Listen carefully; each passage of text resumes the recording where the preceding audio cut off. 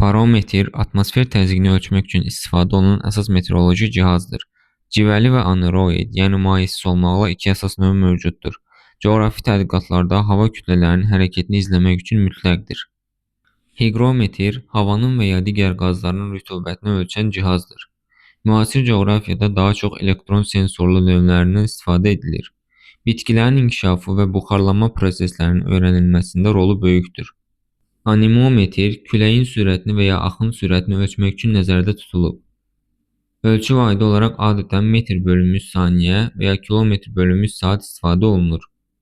Aviasiyada və dənizçilikdə təhlükəsizlik üçün kritik cihaz hesab olunur. Flüger, küləyin hansı istiqamətdən əsdiyini müəyyən edən cihazdır. Hündür dirəklər üzərində quraşdırılır və küləyin təsiri ilə sərbəst fırlanır.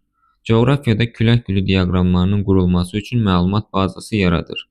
Termometr maddələrin temperaturunu ölçmək üçün istifadə olunur. Daxilindəki mayenin istidən genişlənməsi prinsipi ilə işləyir. Qlobal istiləşmənin izlənilməsində ən təməl ölçü cihazıdır.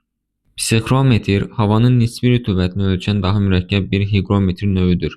Biri quru, digəri isə nəm saxlanılan iki termometrdən ibarətdir. Hər iki termometr arasındakı temperatur fərqinə əsasən rütubət hesablanır. Pluviometr, müəyyən vaxt ərzində yer səthinə düşən maye yağıntının miqdarını ölçür.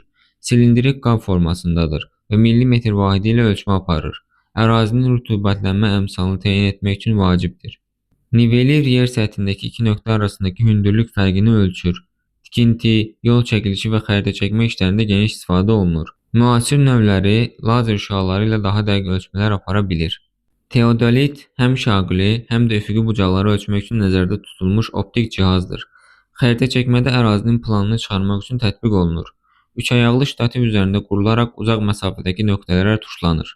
Echolot səs siqnalları vasitəsilə su hövzələrinin dərinliyini ölçən cihazdır. Səsin suyun dibinə gedib qayıtma müddətinə əsasən məsafəni hesablayır. Sualtı qayaların, gəmi qalıqlarının və balıq sürülərinin yerini təyin edir. Hidrometr, mayələrin xüsusən də dəniz suyunun sıxlığını ölçmək üçün istifadə olunur. Arximed qanununa əsasən işləyir. Şüşə boru şəklindədir və daxilində ağırlıq üçün qurğuşun kürəcikləri olur. Seismoqraf yer qabığındakı silkələnmələri və seismik dalğaları qeydə alan cihazdır. Zəlzələlərin gücünü, vaxtını və epicentrini müəyyən etməyə imkan verir.